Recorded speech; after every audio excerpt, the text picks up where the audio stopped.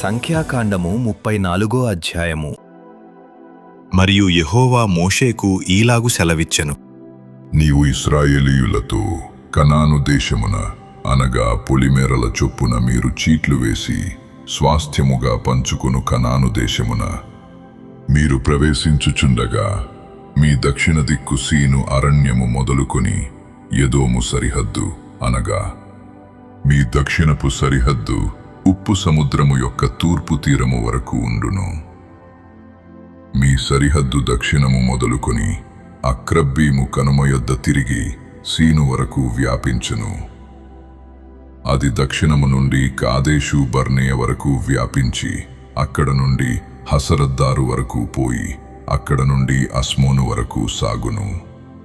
అస్మోను నుండి ఐగుప్తు నది వరకు సరిహద్దు తిరిగి సముద్రము వరకు వ్యాపించును. పడమటి సరిహద్దు ఏదనగా మహాసముద్రము, అదే మీకు పడమటి సరిహద్దుగా నుండును.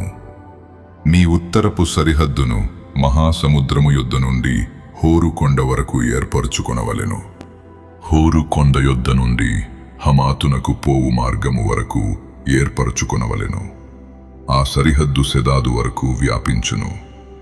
అక్కడ నుండి సరిహద్దు జిబ్రోను వరకు వ్యాపించును. దాని చివర హసరేనను నొద్ద ఉండును. అది మీకు ఉత్తరపు సరిహద్దు. తూర్పు సరిహద్దు హసరేనాను నుండి షెపాము వరకు మీరు ఏర్పరచుకొనవలెను.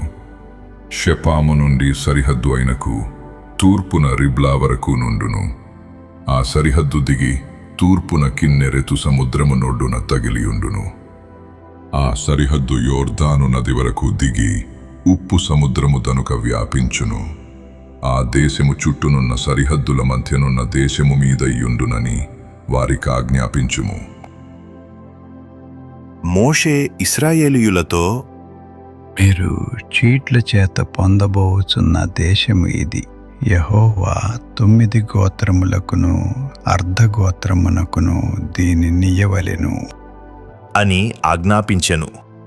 ఏలయనగా తమ తమ పితరుల కుటుంబముల ప్రకారము రూబేనీయులను గాదీయులను తమ తమ స్వాస్థ్యములనందిరి. మనుషే అర్ధగోత్రపు వారు తమ స్వాస్థ్యము నందిరి. 2 గోత్రముల వారును అర్ధగోత్రపు వారును సూర్యోదయ దిక్కున అనగా తూర్పు దిక్కున యెరికో యొద్ద యొర్దాను ఇవతల తమ తమ స్వాస్థ్యములను పొందిరి అని చెప్పెను. మరియు యెహోవా మోషేకు ఈలాగు సెలవిచ్చెను. ఆ దేశమును మీకు స్వాస్థ్యముగా పంచిపెట్టవలసిన వారెవరనగా యాజకుడైన ఎలియాజరును నూను కుమారుడైన యెహోషువయు. మరియు ఆ దేశమును మీకు స్వాస్థ్యముగా పంచిపెట్టుటకు ప్రతి గోత్రములో ఒక్కొక్క ప్రధానుని ఏర్పరచుకొనవలెను. వారెవరనగా యూదావారి గోత్రములో యెఫున్నె కుమారుడైన కాలేబు, షిమ్యోనీయుల గోత్రములో అమీహూదు కుమారుడైన షెమూయేలు, బెన్యామీనీయుల గోత్రములో కిస్లోను కుమారుడైన ఎలీదాదు, దానియేలు గోత్రములో యొగ్లీ కుమారుడైన బుక్కీ ప్రధాని, యోసేపు పుత్రులలో యెఫోదు కుమారుడైన హన్నీయేలు మనష్షీయుల గోత్ర ప్రధాని, ఎఫ్రాయిమీయుల గోత్రములో షిప్తాను కుమారుడైన కెమూయేలు ప్రధాని, జెబులూనీయుల గోత్రములో పర్నాకు కుమారుడైన ఎలీషాపాను ప్రధాని, ఇశ్శాఖారీయుల గోత్రములో అజాను కుమారుడైన పల్తీయేలు ప్రధాని, ఆషేరీయుల గోత్రములో షెలోమీ కుమారుడైన అహీహూదు ప్రధాని, నఫ్తాలీయుల గోత్రములో అమీహూదు కుమారుడైన పెదహేలు ప్రధాని.